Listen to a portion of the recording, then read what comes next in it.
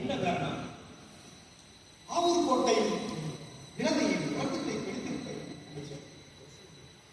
நான் நினைத்திருந்தால் ஆவூர் கோட்டையை கனகாலத்தில் தடுத்திருக்கும். ஆனால் போர் என்று வந்தால் இவ்வளவு உயிர் செல்வம் ஏற்படும் நினைத்தார். ஆனால் இலங்கை தற்போது வேறு விதமாக செய்யும். நெடுங்கிலி கோட்டையை கைப்பற்றது. அதில் உள்ளே மக்களை காப்பாற்றவாது மதிலை உடைத்து உள்ளே செல்லலாமா? அல்லது ராஜநீதிப்படி கோவூர்காரை நெடுங்கிலியிடம் தூதளிப்பி அறிவுரை கூற சொல்லலாமா?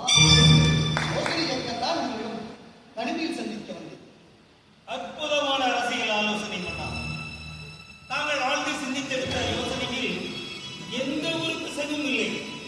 பகைவர்கள் போரிட்டுக் கொண்டிருக்கும் பொழுது போர்க்களத்தில் புலவர்கள் அவர்களை சென்று சந்திக்கலாம், பேசலாம், அறிவுரை கூறலாம், ஏன் ஒரே நிறுத்த சொல்லலாம். புலவர்கள் பகைக்குணம் இல்லாதவர்கள். ஒரு நாட்டின் தளபதியோ அமைச்சரோ போர் நிகழும் காலத்தில் பகை நாட்டில் அகப்பட்டுக் கொண்டு விட்டால் மீண்டும் வர முடியாது. ஆனால் புலவர்கள் எந்த நாட்டிற்கு வேண்டுமானாலும் செல்லலாம். மக்கள் மன்னரை தெய்வத்துக்கு சமமாக மதிக்கிறார்கள்.